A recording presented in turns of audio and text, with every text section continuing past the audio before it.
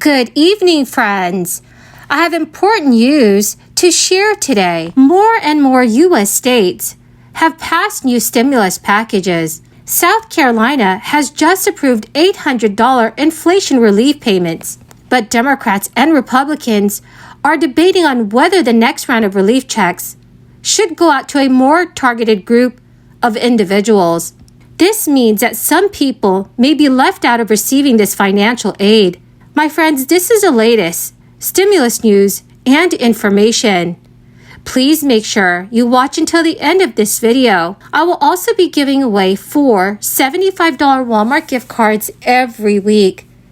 Please make sure you enter the giveaways. All you have to do is click and like several of my videos, and then comment below the keyword of each video that you watch. For those of you that have been part of this community for several months now, I will be giving away surprise $200 gift cards during the months of October, November, and December. Friends, please make sure that you do stay tuned for those videos when I'll be announcing the winners. South Carolina taxpayers will be receiving income tax refund checks by the end of the year, after South Carolina Governor Henry McMaster signed a bill to approve both refunds this year and an income tax rate cut for the future. The legislation will result in income tax refund checks being sent in late November or December for those who paid taxes this year. It will be a full refund for those who paid $800 or less, which includes 33% of taxpayers. Any South Carolina taxpayer who paid $100 in taxes will receive the $100 rebate, and that rebate will grow along with tax liability up to a cap of $800 per tax filing. Those individuals who did not pay income taxes, the state's income tax rate will now drop from 7% to 6.5% for the remainder of the 2020 tax year for income taxes that are paid in 2023. The bill also would lower that top rate by 0.1 percentage points each year, starting in 2023, until it reaches 6%.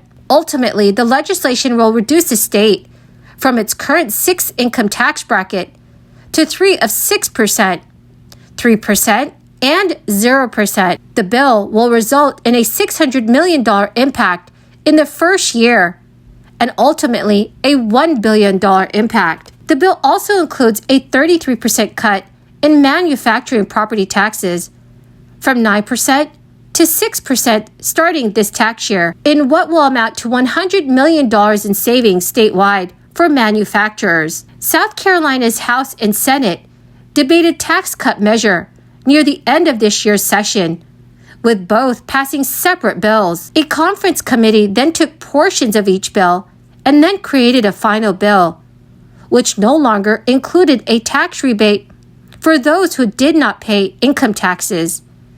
So friends, currently, $700 is the maximum amount that a taxpayer can receive from this rebate, but the state will know if it has sufficient funds to raise the cap after October 17th, which is a filing extension deadline. Gas prices in South Carolina rose 10 cents last week, bringing the state's average price per gallon up to $3.33. According to Gas Buddy's weekly survey of the state's gas stations, the cheapest gas in the state was priced at $2.96 on Sunday, while the most expensive was $4.75. That is a difference of $1.79. Nationally, the average price per gallon rose 13.8 cents last week, averaging $3.92 per gallon as of Monday morning. So friends, what are your thoughts on gas prices going up once again? Please let me know in the comment section below the prices of gas in your city or state. My friends, the key word for this video is pine cone. If you would like to enter the next Walmart gift card giveaway, please click and like several of my videos and then comment below this keyword, which is pine cone, and additional keywords of any video of mine that you watch. And do make sure, friends, that you are subscribed to my channel. Roughly 730,000 New Mexico residents have already received their first of 2 rounds of economic relief payments from the state. The checks are meant to help pay for high fuel costs and inflationary pressure. Legislation has paid out an extra $250 for single tax filers, or $500 for joint tax filers. According to the New Mexico Tax and Revenue Department, there are roughly 40,000 New Mexico residents who have yet to receive their cash payment, and there could be several reasons for the delay. Those include possible problems with direct deposit, the slower speed of printing paper checks, or tax processing issues. While people who have received a refund on their 2021 state taxes via direct deposit have most likely already received their first $250 or $500 payment, there is a small group of possible exceptions for that group. A spokesman for the New Mexico Tax and Revenue Department says rebates may be delayed for tax filers who opted to get an advance on their 2020 tax return through a tax preparation service. So friends, if you reside in New Mexico and if you've opted to get your tax returns through a paper check in the mail, you will receive your rebate check the same way. The state has also confirmed that more than 200,000 taxpayers are in this category. So if you owe taxes in 2021 and you have not paid what you owe, your rebate might be the property of the state of New Mexico. According to state officials, a rebate payment will offset any taxes owed by the individual or joint taxpayers. Well, my marvelous and magnificent dear friends, that is the end of my daily stimulus update video. Thank you so very, very much for joining me here every day and watching all the videos I post. Friends, remember, I'll be announcing a winner for the surprise $200 gift card very soon. Please make sure you enter these giveaways by clicking and liking several of my videos and then leaving a comment with a keyword in the comment section below.